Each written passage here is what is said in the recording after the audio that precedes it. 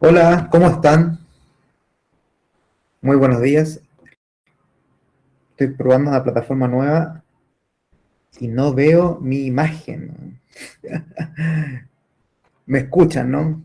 Pero no me ven. Qué desastre esto. Qué lástima.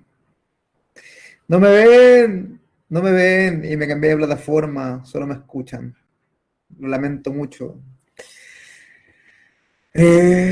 Solo me escuchan, pero me escuchan bien, ¿cierto? Uy, lo lamento tanto. Ni a mí ni mi gatito dicen, no, no se ve la cámara. Que configuré mal. A ver si lo arreglamos a la rápida. Pucha, ¿cómo están? ¡Qué triste!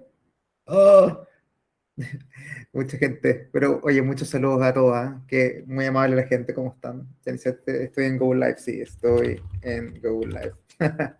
A ver si lo arreglamos rápido. ¿Cómo están? ¿Cómo estuvo el frío? ¿Cómo estuvo la lluvia? Estoy compartiendo pantalla, ¿ves algún recuadro? No veo opción de configurar la cámara. Cuénteme cómo les fue con la lluvia, dónde están. Había gente en Lampa ahora con la que estaba conversando y hacía un frío atroz. ¿Cómo estáis, Virginia? Paola, Hugo, Hernán. Hernán dice que quiere comprar tu libro. Feliz. Están eh, en DER. Ahí. ¿Quién más me saluda? Marcela Torres, Cristian Yáñez, Liliana Asensio, Karina Riquelme, Carolina Morales. ¿Cómo estáis? Rodrigo Neira, Urieta, Evelyn, María Paz, Cristian Camaño, María Pinilla, Justiniano. ¿Cómo están? ¿Cómo están? Qué gusto tenerlos acá conmigo nuevamente. Bienvenidos al episodio accidentado número 82 de este podcast. Y si vamos a compartir pantalla, eso lo podemos hacer. Ahí se ve, ¿no? Ahí, ¿ven la PPT por lo menos? Sí, no, no me ven, qué lata. Lo lamento mucho, qué lástima. Ya, perfecto. Por lo menos ven mi foto. Ya. Un tipo tieso se ve en la pantalla, dice Samuel. De acuerdo. Eh, pero bueno, han habido muchísimas novedades de todas maneras, ¿no? ¿Qué mes hemos tenido? ¿Y cómo están? Falta la foto del gato del PPT. De acuerdo. Oye, como les comentaba acá al comienzo, les dejo el link a el canal de WhatsApp, que es unilateral, o sea, no es un grupo, así que no se preocupen, y el link para YouTube, que es donde cargo los videos, y que lamentablemente ahora voy sin cámara. Me cambié de plataforma de Webinar Jam a Soho, y obvio que quedó la escoba. Ley de Murphy en su máximo esplendor. Eh, ¿Qué es esto? Mostrar vista previa, no, pues. A ver si lo logramos compartir. Bueno,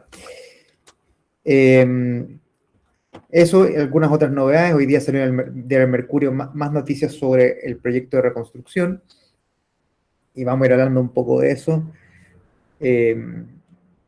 Hoy estoy tan preguntar antes de cerrar, desactivar. Acá tengo unas opciones. Pues, habilitar, mantener, arrastra el vínculo, ya, vínculo, mucho vínculo, poca PPT.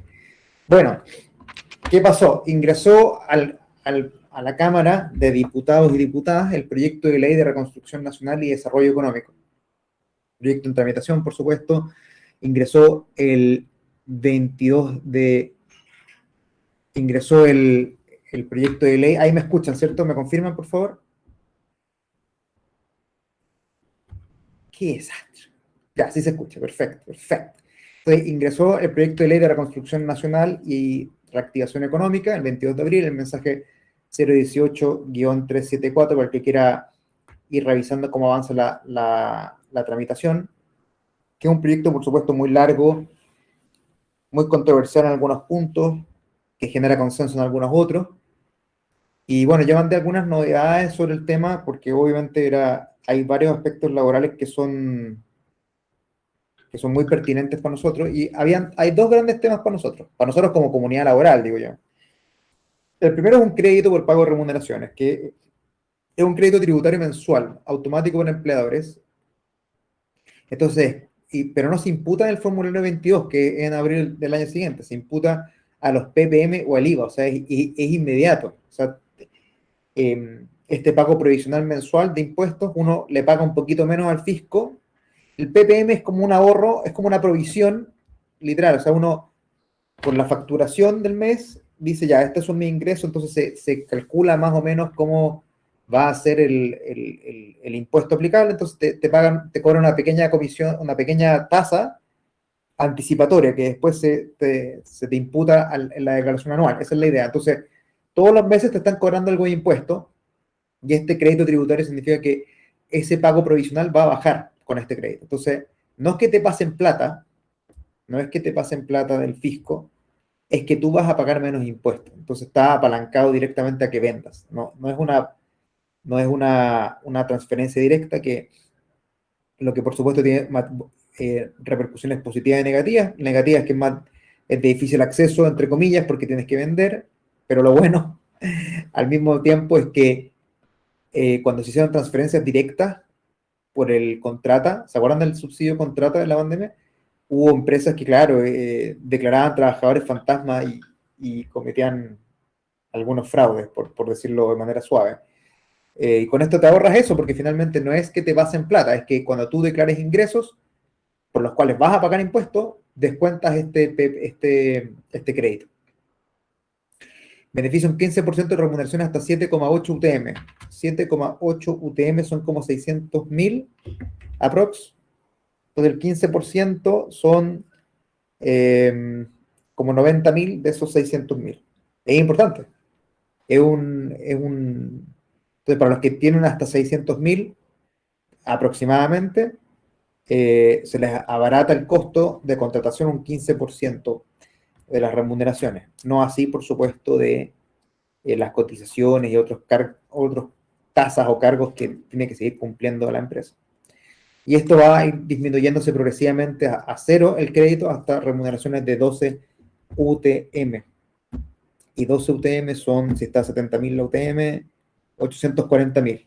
Esos 12 y 7,8 es 546. Me equivoqué, era 500, de 546 a 800.000. Eso es el tramo beneficiado y que está abierto completamente independiente del tipo de empresa la que contrate, y no solamente contrate, la que mantenga contratada, ¿no? Ese entiendo yo que es el espíritu. Y la otra noticia que es fuerte, y especialmente fuerte para personas que trabajan con Sense, es que se proponen eliminar el Sense. Según dicen, el Sense reporta un costo para el Estado, o no es un costo en rigor.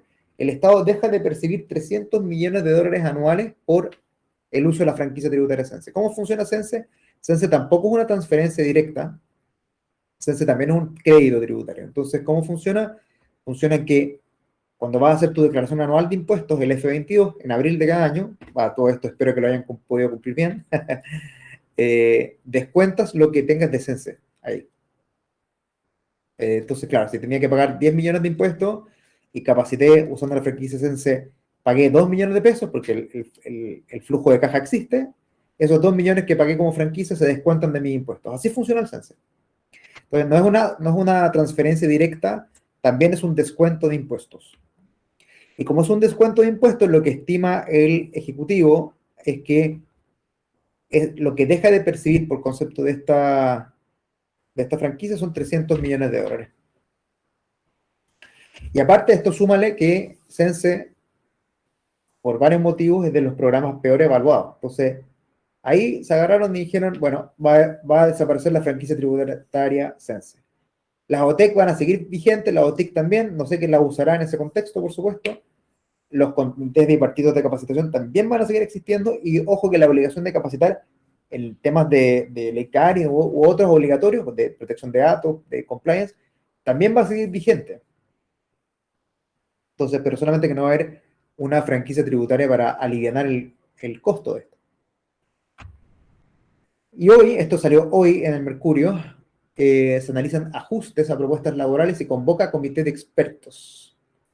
¿Y qué se dijo? ¿Qué se está diciendo hoy?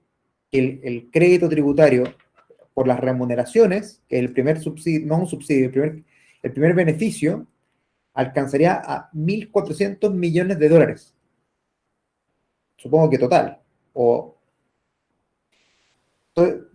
y además ha generado dudas de si eso generará nuevos puestos de trabajo o no.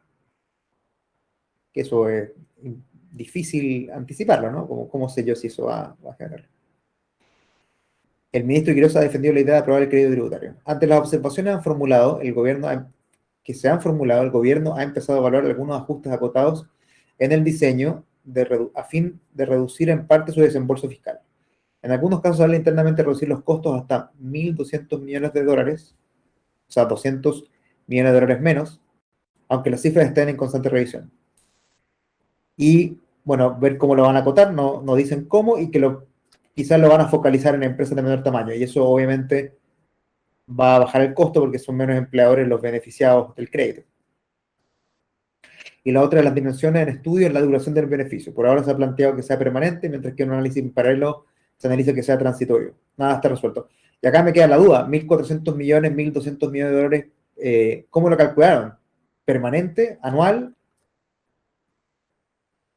No queda claro de la nota.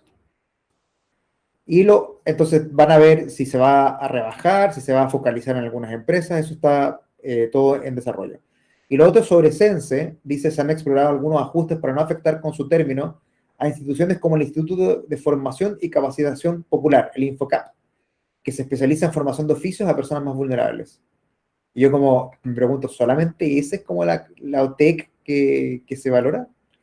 Hay varios clientes, varias empresas que con Sense incluso nivelan escolaridad. O sea, están subsidiando la educación formal del país con esto. Entre comillas, subsidiando. Y ciertamente no veo que sea buena idea a priori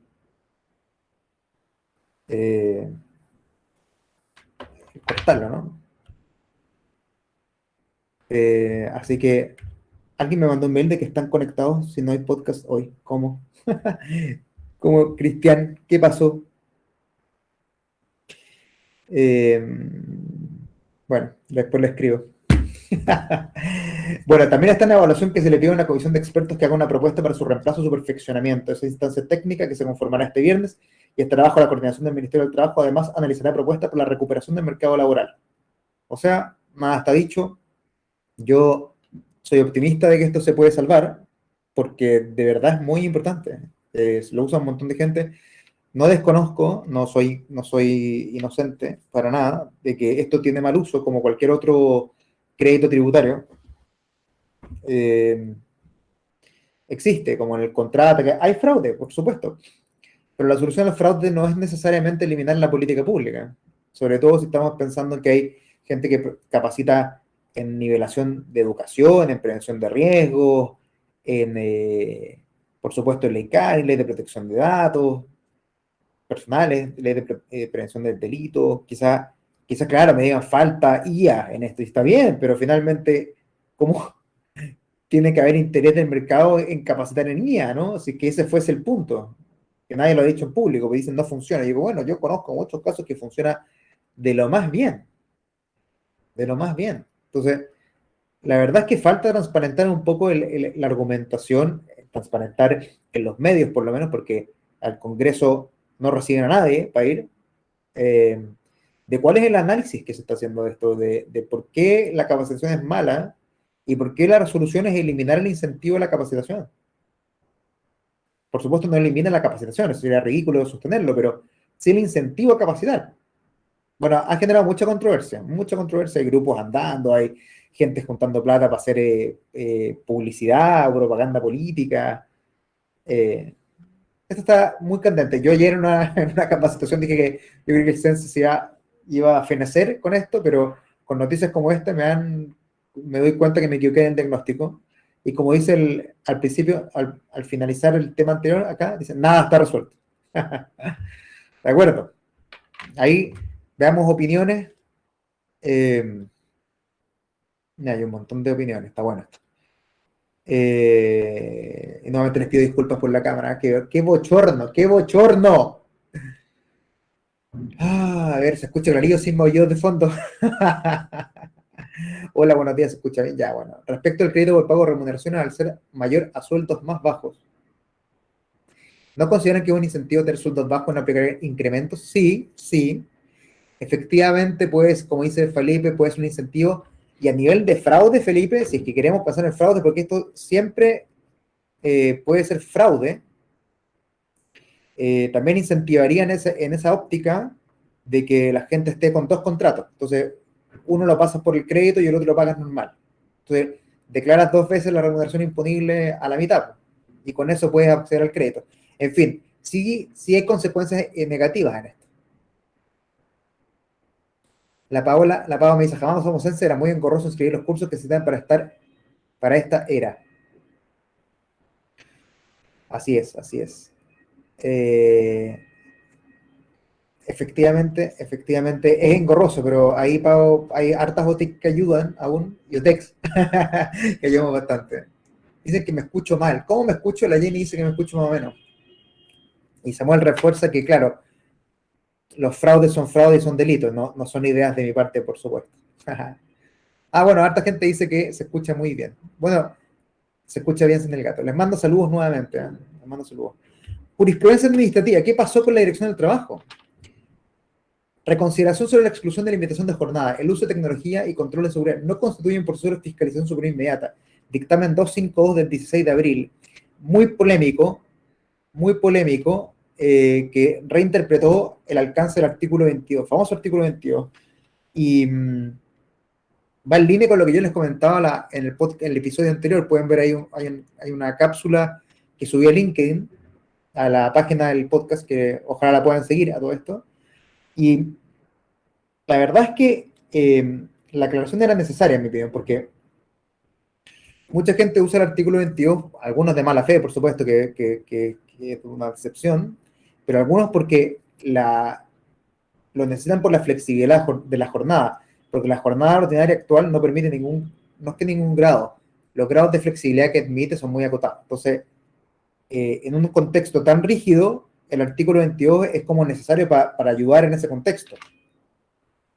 Y claro, genera frustración porque finalmente es un poco, no sé si tramposo, porque hoy por hoy con la tecnología el tema de la fiscalización superior inmediata ha cambiado un montón. Y el dictamen anterior decía que básicamente cualquier persona que pueda ser fiscalizada por medios tecnológicos, sobre todo si tienes implementado un medio tecnológico, y ahí estaba pensando principalmente en camiones, porque tienes GPS, no podían tener artículo 22. Entonces todos con jornada.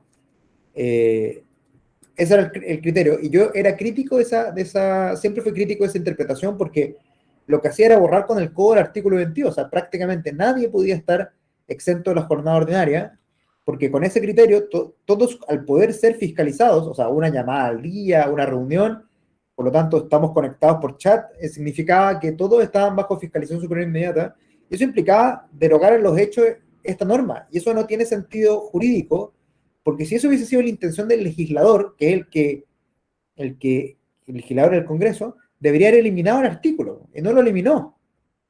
Entonces, había que interpretarlo de una forma en que tenga sentido, que tenga aplicación, que sirva de algo la norma. No puede ser eh, que, que no sirva para nada.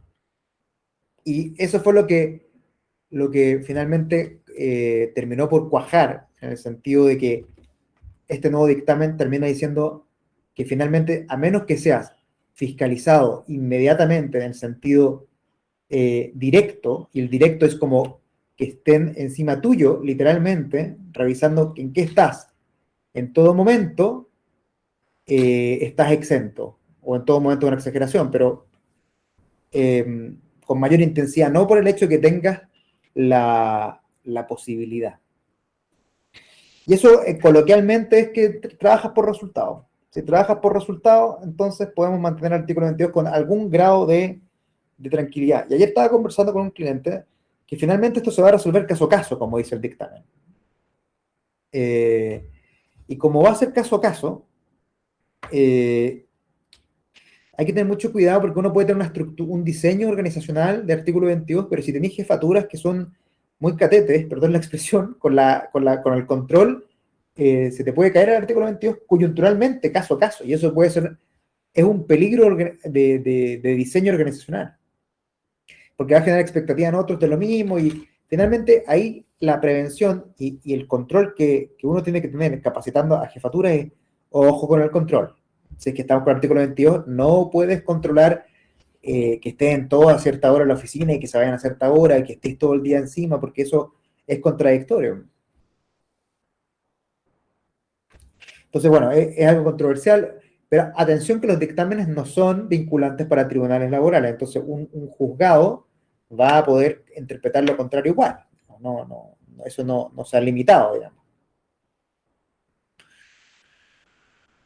Luego estuvo el otro dictamen de la rebaja de 44 a 42 horas, que también es importante.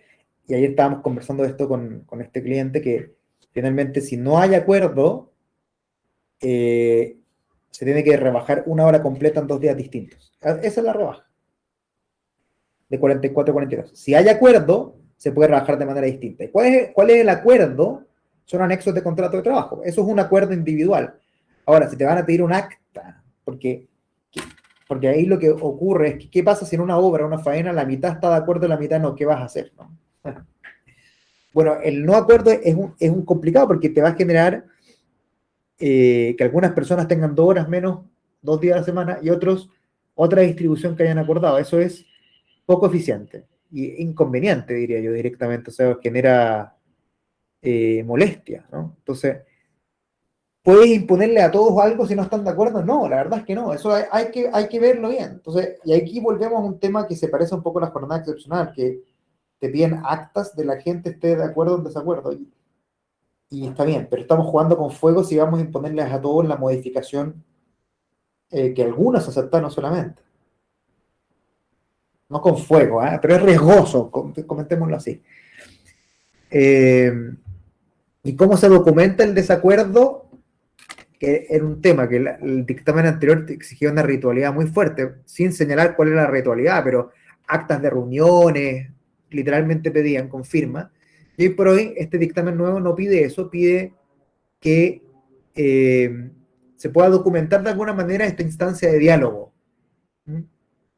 Pero no con actas, reuniones, no tan formal, ¿no? Pero sí que evidencia que hubo instancias de diálogo, que por supuesto es lo conveniente si queremos obtener esta rebaja mancomunadamente. Algo más que acuerda esto es que el acuerdo anterior de 45-44, si fue por minutos, por ejemplo, eso no se extiende a este, tiene que haber un nuevo acuerdo.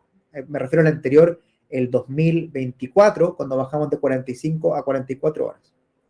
Y los que tengan una jornada inferior a 44 tienen que rebajar lo correspondiente para llegar a 42.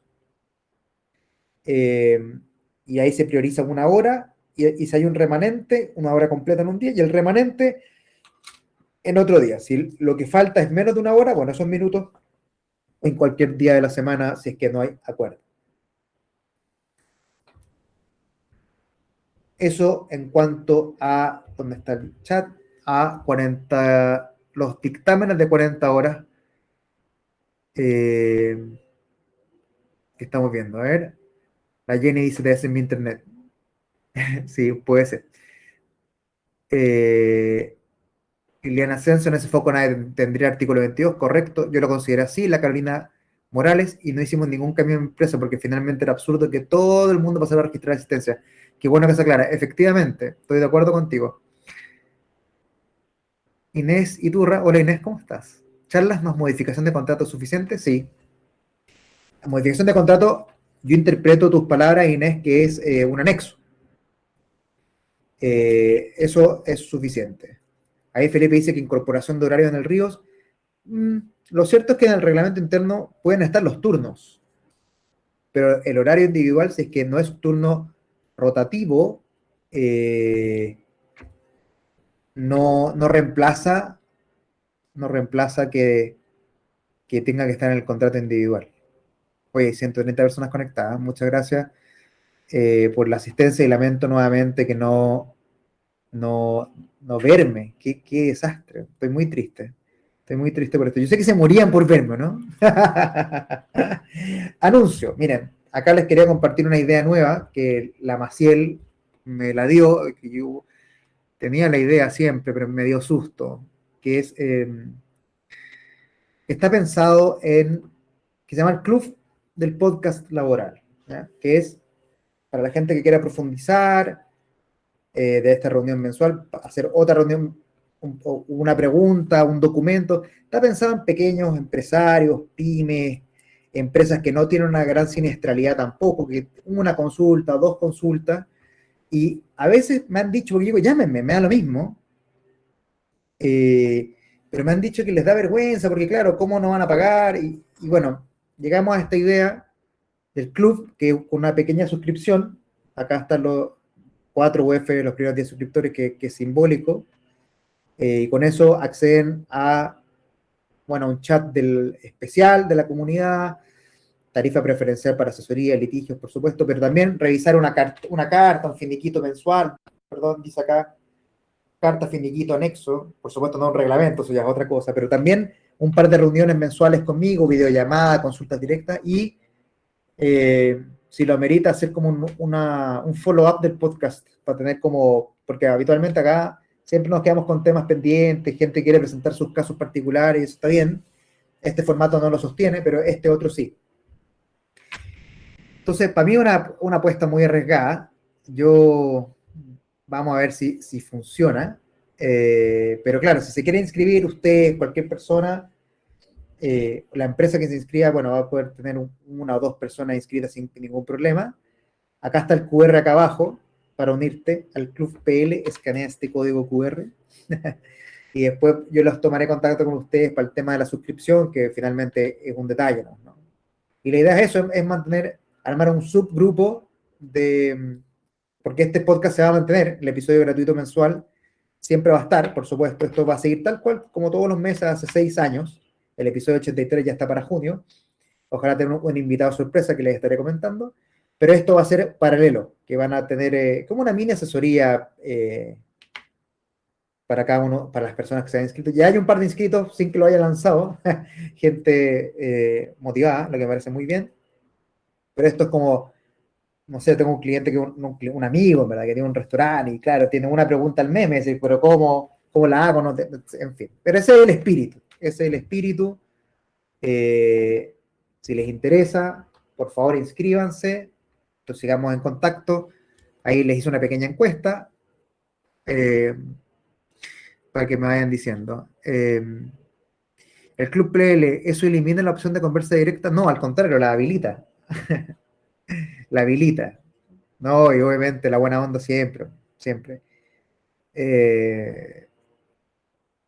Costo, a ver, bueno, uso que lo mantenga. El costo de 5.000 es alto, debería reducirse mayor control para que nada, no lo mantenga.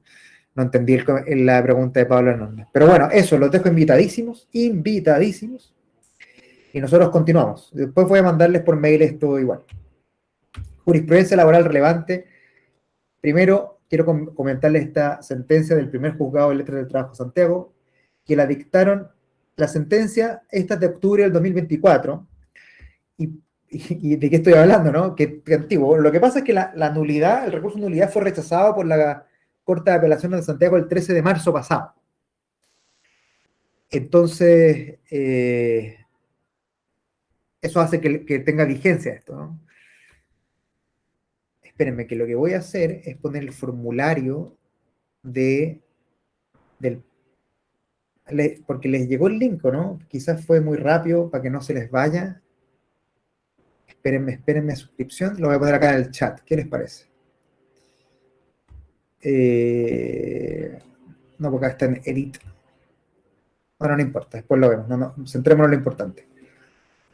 Un operador de minas fue desvinculado por conductas temerarias e incumplimiento grave tras arrojar resultados de 0,04 miligramos por litro y 0,03 miligramos por litro en un alcotest realizado por protocolo tras un accidente leve en faena. El trabajador interpuso una denuncia de tutela laboral por vulneración a su honra e integridad psíquica, argumentando que el equipo de medición estaba descalibrado y que el ínfimo nivel de alcohol detectado pudo deberse al consumo de frutas fermentadas o alimentos en el desayuno, calificando el despido como desproporcionado. La empresa defendió la legalidad de la medida basándose en su política de tolerancia 0.0 establecida en su reglamento interno y en el reglamento de seguridad minera, señalando que cualquier rastro de alcohol en un cargo crítico pone en riesgo la vida del personal. El tribunal rechazó la demanda en todas sus partes, estableciendo que el empleador cumplió estrictamente con el protocolo, que el equipo contaba con certificación vigente y que en labores mineras subterráneas la seguridad es un imperativo que justifica la tolerancia cero, independientemente de la baja cantidad del resultado obtenido. Y la Corte de Apelaciones lo rechazó sin meterse mucho en el fondo. Este fallo es súper importante porque efectivamente el rastro de la sangre, como ven acá, 004, para estar bajo la influencia del alcohol es 0,3 por la ley de tránsito. Entonces era bastante más bajo, pero acá la Corte y el Tribunal Laboral avaló la tolerancia cero. Y acá lo importante es que el proceso de alcohol y drogas esté en los reglamentos internos, que sean, y no, su aplicación no sea discriminatoria, es muy importante, o sea, aleatorio o ante hechos objetivos que lo hagan necesario, o a grupos completos de personas. Son las tres opciones. Grupos completos, que es como una revisión ordinaria, aleatorio, de forma ordinaria, o finalmente ante indicios que te permitan creer que hace necesaria la revisión. Acá hubo un accidente y, por supuesto, eso según un reglamento interno lo habilitaba. Pero es muy importante que esté en el reglamento y que el protocolo de alcohol y droga esté dentro del reglamento, por supuesto, para poder aplicar la sanción. Fíjense que acá rechazó la tutela y la demanda subsidiaria. Entonces, totalmente justificado porque era una función adicionalmente en que el umbral 0.0 era relevante, era proporcional para la función que se estaba desempeñando. No era antojadizo. Ahora, el fallo no está firme, como ven ahí, dice pendiente unificación de jurisprudencia. Vamos a ver qué pasa, pero ya el primer laboral de Santiago y la Corte de Apelaciones de Santiago avalaron esta tesis, lo que a mí me hace totalmente sentido. Otro fallo, primer juzgado de letra del trabajo Santiago, que también es del 2024, ¿y por qué lo estamos viendo acá? Porque el 13 de marzo, quedó del podcast pasado, la Corte de Apelaciones de Santiago rechazó el recurso de nulidad y quedó firme el fallo. Entonces ahora como que ya revive este tema. ¿Y qué pasó? Un grupo de 16 trabajadores de dos empresas demandó el cobro de diversas asignaciones como escolaridad y fiestas patrias, alegando que dichas prestaciones se incorporaron en sus contratos tras la pérdida de vigencia de su contrato colectivo en 2021. Esto es lo que se conoce como la ultraactividad del contrato colectivo. Es decir, si yo tengo un contrato colectivo y vence, caduca sin que sea renovado, porque no presentaron una renovación, por ejemplo, o un nuevo proyecto, las cláusulas de ese contrato colectivo pasan a los contratos individuales. Esa es la ultraactividad. Desaparece, entre comillas, el contrato colectivo y sus cláusulas se integran al contrato individual. Esa es la idea. ¿Y qué pasa? La empresa se opuso argumentando que los beneficios eran aportes destinados al sindicato y no derecho a exigirlos de forma individual. Interesante. El tribunal acogió la demanda de forma parcial tras realizar una distinción técnica sobre la naturaleza de las cláusulas en conflicto. Determinó que aquellos beneficios destinados a financiar actividades organizadas por el sindicato no son aptos para la ultraactividad, pero las prestaciones itinerarias divisibles y fungibles, como los bonos de Navidad y fiestas patrias, sí pasaron a formar parte de los contratos individuales de cada trabajador, ordenando su pago con los reajustes legales correspondientes. Interesante el fallo y la verdad es bastante riguroso el razonamiento, porque, claro, si el contrato colectivo había pactado beneficios para el sindicato, eso no pasa a los contratos individuales porque aparte habría un problema, porque, por ejemplo, a veces uno ve en los contratos colectivos aportes al sindicato de, no sé, voy a decir cualquier número, 3 millones para financiar actividades de capacitación. ¿Ok? Pero ¿cómo eso luego se traspasa a los contratos individuales? ¿Cómo sería a prorrata? ¿Y cómo harían la capacitación por ellos mismos, por ejemplo? Es raro, o es curioso. Eso era un beneficio para el sindicato, literalmente. Entonces, me parece adecuado que eso no pase a formar parte de un contrato individual de trabajo, porque eso era para la organización sindical, no para los contratos individuales. Entonces, me parece que el fallo es correcto, es riguroso. Claro, un bono de Navidad que era para las personas afectas al contrato colectivo, ahí sí estoy de acuerdo que pase, que la ultraactividad opere, pero lo otro no. Entonces ahí, atención con cómo se negocian estas cosas, cómo se quedan plasmadas en los contratos colectivos, porque estaba hablando con otro cliente hace un tiempo que, claro, uno escribe las cláusulas de buena fe, entre comillas, y se interpretan fácil porque estamos todos de acuerdo en la mesa, Pero cuando cambian las comisiones negociadoras, ya la gente lo interpreta distinto, y legítimamente, porque yo no estuve en la mesa, no sé cómo funcionaba. Entonces hay que ser bastante picky, ¿cómo decir eso? Busquilla con cómo se redactan estas cosas en los contratos colectivos. Otro fallo más. Segundo juzgado de letras del trabajo de Santiago del 1 de septiembre de 2025, RIT T 650-2024. Este fallo lo dictó don Álvaro Flores, un juez muy antiguo, con mucha experiencia de este tribunal. ¿Y por qué lo estamos viendo ahora? Pese a que es tan antiguo, porque el fallo de nulidad es del 6 de abril pasado, de 2026. Entonces, así también revivió este tema. Rol 3526-2025 de la Corte de Apelaciones de Santiago. El fallo, este sí está firme. Contexto: un gerente de producción de una empresa dedujo demanda de tutela y autodespido, alegando haber sido víctima de acoso laboral, relegación de funciones y trato denigratorio por parte del gerente general.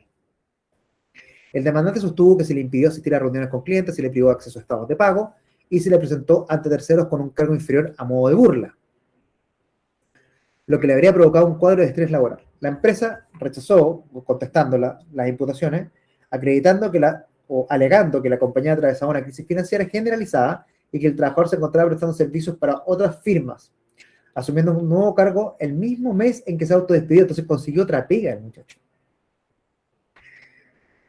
Entonces el juzgado rechazó la demanda en todas sus partes al concluir que no existieron actos de hostigamiento ni coacción ilícita. El tribunal razonó que las comunicaciones entre las partes eran cordiales y horizontales y que el autodespido carecía de causa grave, apareciendo en la nueva oferta laboral del actor como el motivo real del cese y no una vulneración de su garantía fundamental. Entonces acá la causa del despido fue fundamental. El tribunal se convenció de que fue porque consiguió otra pega el señor y no porque lo estaban hostigando. Entonces básicamente le dijo: usted está instrumentalizando el proceso. Básicamente. Y otra cosa que no puede pasar desapercibida es que este era un gerente de producción. Entonces, cuando uno va a un tribunal laboral, esto es algo que se dice en los pasillos, no está escrito en ningún lado. Si el trabajador tiene más bagaje sociocultural, económico, tiene mayor poder de negociación, entre comillas, y por eso lo pone de relieve el señor Flores, el magistrado, diciendo que el trato era horizontal. De eso se ve, que quizás era frontal, pero dice que era cordial y horizontal. Entonces, ¿qué nos quiere, no es que nos quiera decir, qué interpreto yo de esa palabra? Y claro, finalmente merece, no es que merece, es uno un poquito más suspicaz cuando la relación no es tan asimétrica. Y esto es importante porque, claro, acá estamos hablando de un gerente respecto al gerente general. Por supuesto, puede hablar lo mismo cuando hay jefes con otras jefaturas, pero ya es distinto cuando hablamos de rol general con capataces, por ejemplo. No es lo mismo, no es indiferente. Y por supuesto, el móvil del autodespido, claramente el tribunal detectó, interpretó, concluyó de que había una instrumentalización del autodespido y, por supuesto, rechazó la demanda de todas sus partes. Interesante esto de la oferta de oferta de pago y del móvil, ¿no? De cómo y algo que no se dice acá es cuando uno presenta una tutela y quiere ganar, por supuesto, para ganar uno tiene que generar cierta convicción de su integridad en los tribunales. ¿Por qué? ¿Y por qué digo eso así? Parece que no está escrito en ningún lado. Es porque el sistema probatorio de las tutelas no es de prueba fehaciente, es de indicios. Uno tiene que demostrar indicios suficientes del acto vulneratorio. Por lo tanto, indicios. Entonces, ¿cómo yo digo, no, me despidieron después de licencia médica? ¿Cómo yo convierto esos hechos que no tienen un puente lógico entre uno y otro, directo, porque ¿cómo yo construyo el puente entre la licencia médica y la discriminación arbitraria en el despido? Porque esos dos hechos están separados. ¿Cómo los conectas? ¿Cómo lo conviertes en un indicio? Me siguen con la idea, ¿no? ¿Cómo lo conectas? Pues bien, con que la persona sea creíble.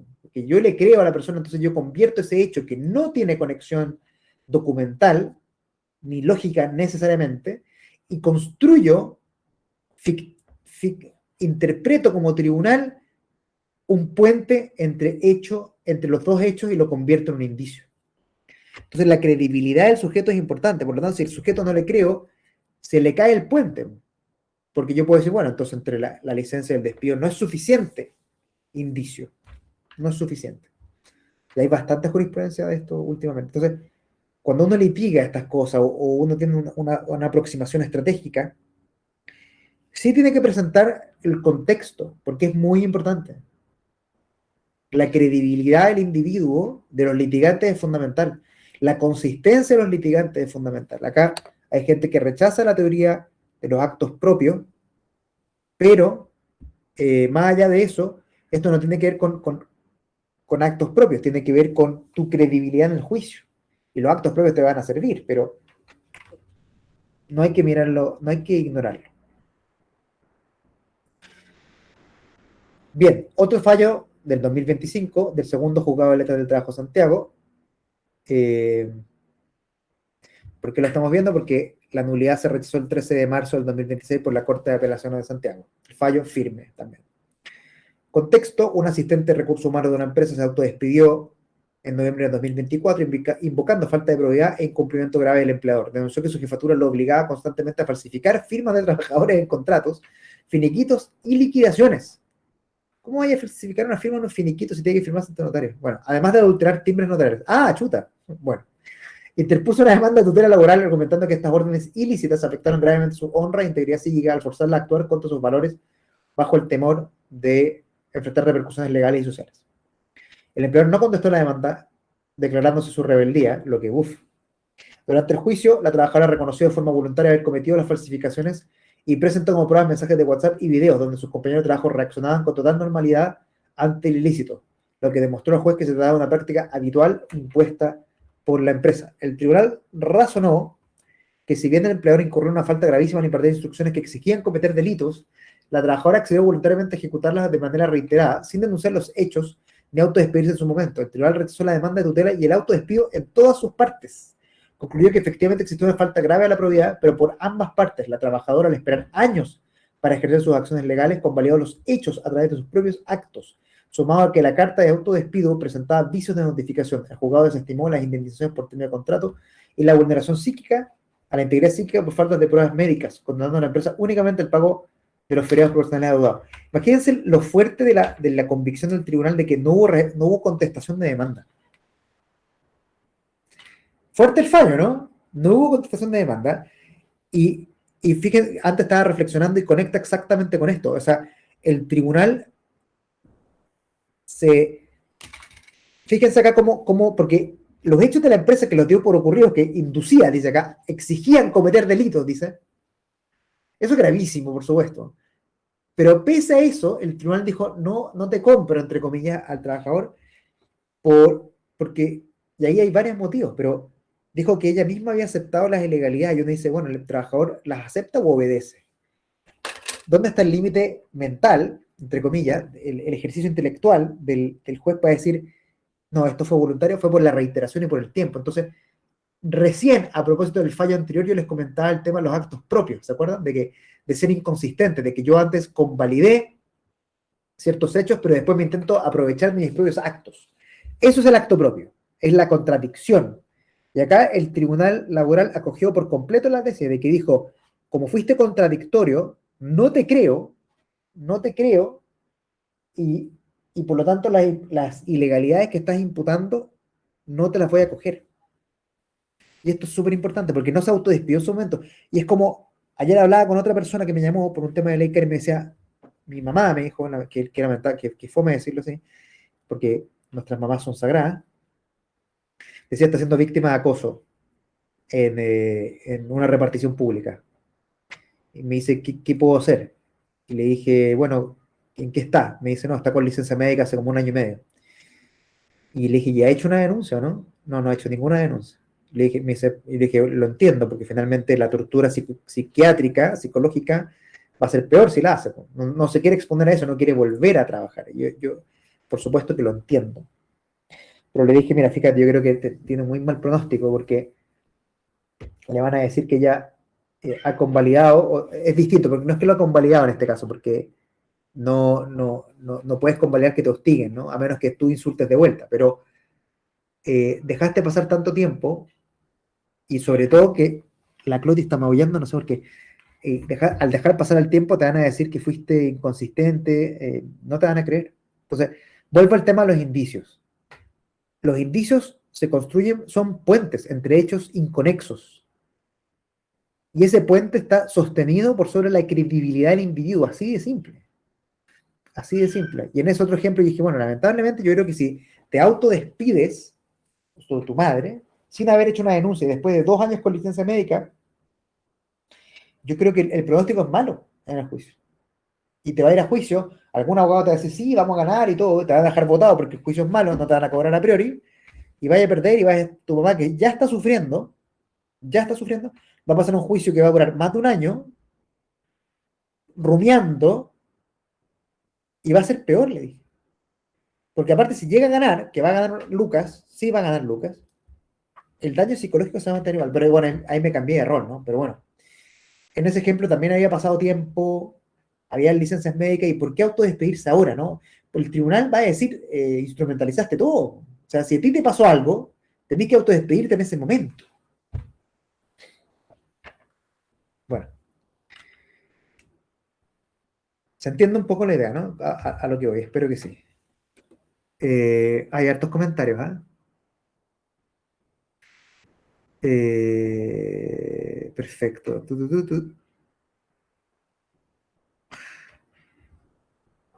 Beneficio de sindicatos no se puede traspasar. Sindicato es persona jurídica. Sí, Carolina Romal, excelente el análisis que hizo la Corte. Muy exacto a mi parecer. Samuel me pregunta si se remitieron los antecedentes de fiscalía. Tengo entendido que no. Carolina dice súper fuerte, lo buscaré, está muy interesante. Paola, bien, excelente, eso es justicia. Exacto. Es horrible vivir eso. Ah, Marcela, pero aunque duela y sea fuerte el proceso, hay que denunciar. Hay mucha gente mala, literal mala en los trabajos haciendo daño. Estoy de acuerdo con eso, Marcela. Mi análisis fue completamente procesal, sin perjuicio que estoy completamente de acuerdo con esa observación. La Corte sostiene desde el 2016 que la teoría de los actos propios no se puede aplicar en perjuicio del trabajador, la responsabilidad administrativa de 5 años. Sí, la teoría de acto propio en contra de los trabajadores se aplica recurrentemente en jurisprudencia, recurrentemente. Y acabamos de ver 2 casos incluso.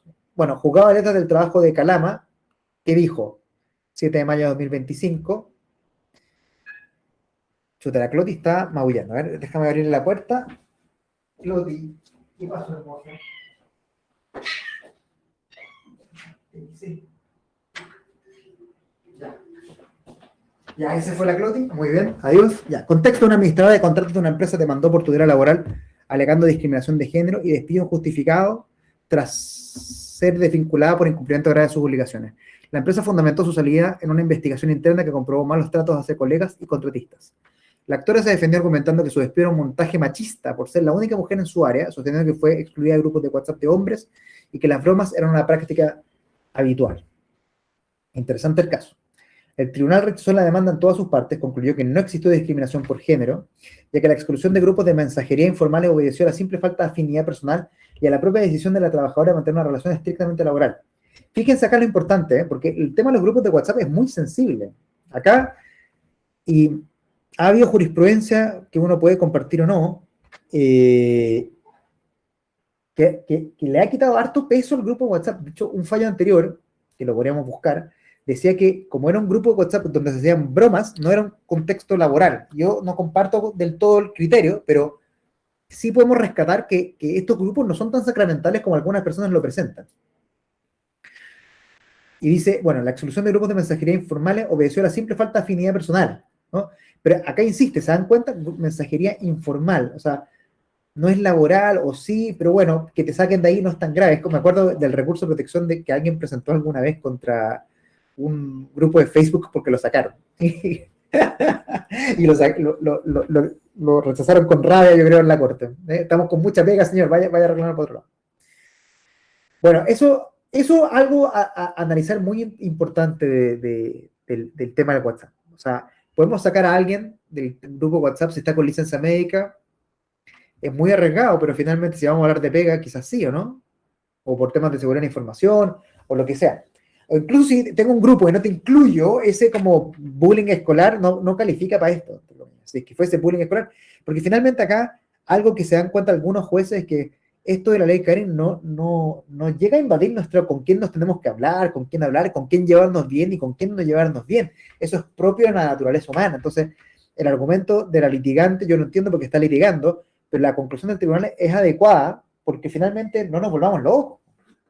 A menos que se demuestre que esta exclusión tiene un ánimo persecutorio o vejatorio particular, pero si se trata de cualquier cosa, o que mezcla cualquier cosa con trabajo, que hay una línea un poquito más delgada, no nos metamos ahí. ¿Qué más dijo? El juez determinó que las burlas y comentarios denigrantes sobre el aspecto físico de una colega atentan contra la dignidad y el principio de buena fe contractual, lo que constituye un incumplimiento de extrema gravedad. Por supuesto que estoy de acuerdo con eso. Acá no lo analiza. El punto es que eso es lo que había hecho ella respecto de sus colegas, ¿no? Ella había hecho burlas y comentarios sobre el aspecto físico. Entonces, declaró justificado el despido.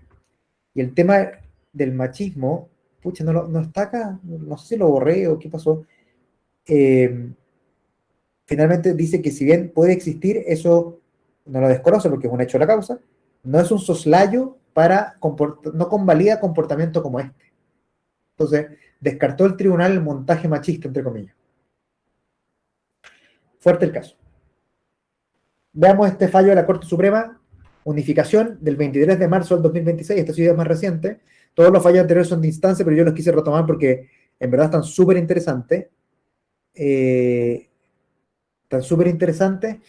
Y se rechazaron las nulidades ahora, entonces era un buen momento de retomar.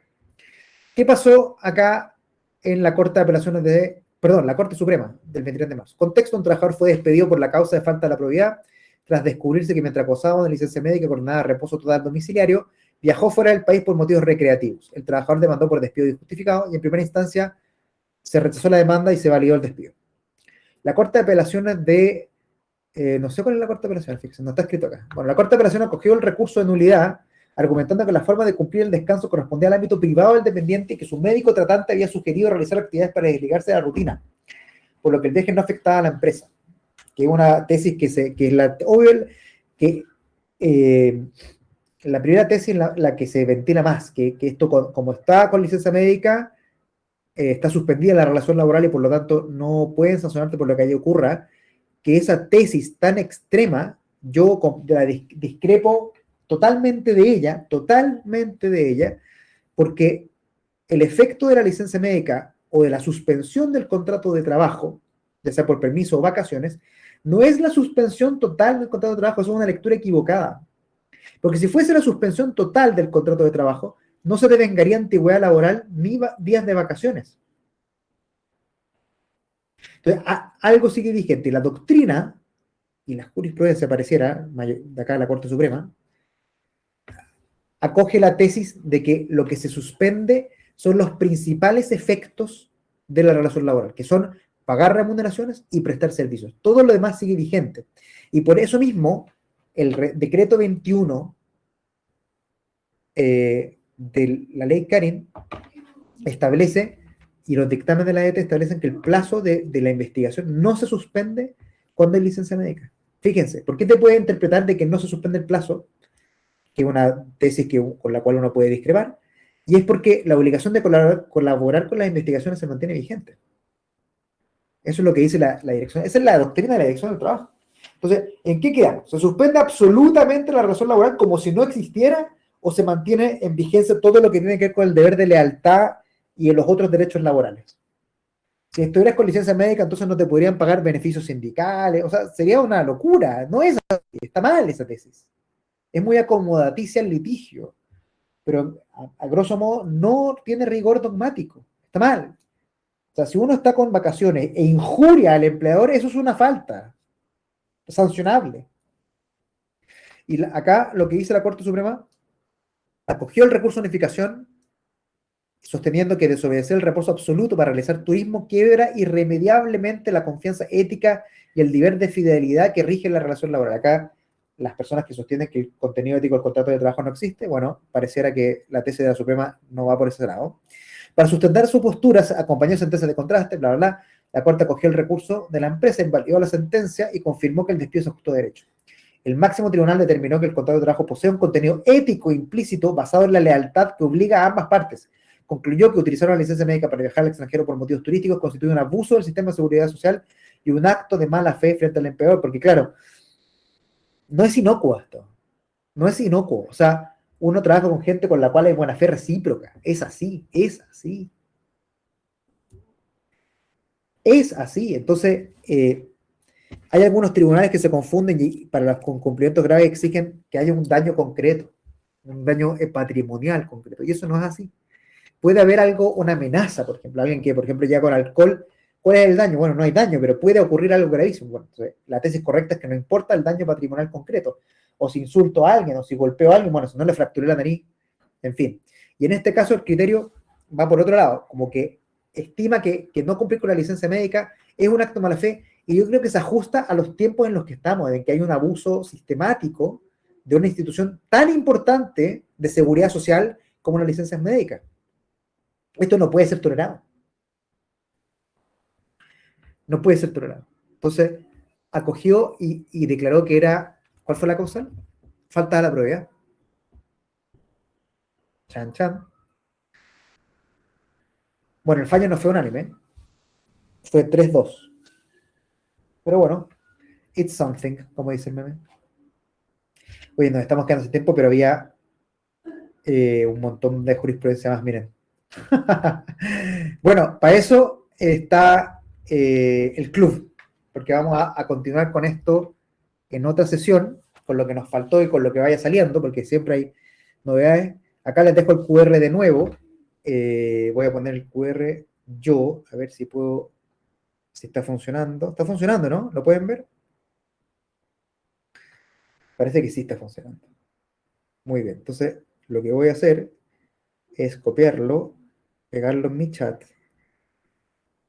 Pues esto cambio de plataforma ha sido doloroso para mí, ¿eh? Ha sido muy complicado. Pero lo voy a poner, ¿dónde lo voy a poner? Aquí, lo voy a poner en el chat para que lo puedan copiar y pegar con mayor facilidad, lo puedan compartir, por supuesto, con los que les interese. Y los espero, los espero. Los espero. Oye, muchas gracias nuevamente por todo. Les mando un abrazo gigante. Gracias por conectarse. Los invito nuevamente a conectarnos por el canal del podcast de WhatsApp. Que nos sigamos en YouTube. Pónganle me gusta a los videos porque eso me ayuda muy poquito, pero ayuda. Ahí está el canal para que se puedan meter y para inscribirse en el club. Les mando un abrazo gigantesco y que tengan un excelente mes de mayo, perdón.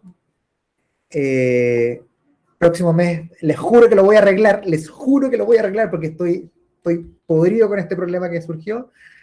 Un abrazo gigante, cualquier cosa me llaman. El que quiera la PPT, lo que vimos, me escribe un mail, por favor. Me escribe un mail. Bueno, ¿cómo está el resultado? Mira, hay harta gente que votó que le interesaría el podcast, el club, así que inscríbanse, mándenme un mail, lo que sea. Y cualquier cosa, estamos conversando. Les mando un abrazo gigantesco a todos. Hugo, Carlos, Carolina, Samuel, Alejandra, Mario, Blanca, Pablo, María José, Orieta, Liliana. Un abrazo gigante a todos y muchas gracias, como siempre, por acompañarme. Que les vaya excelente. Un abrazo grande.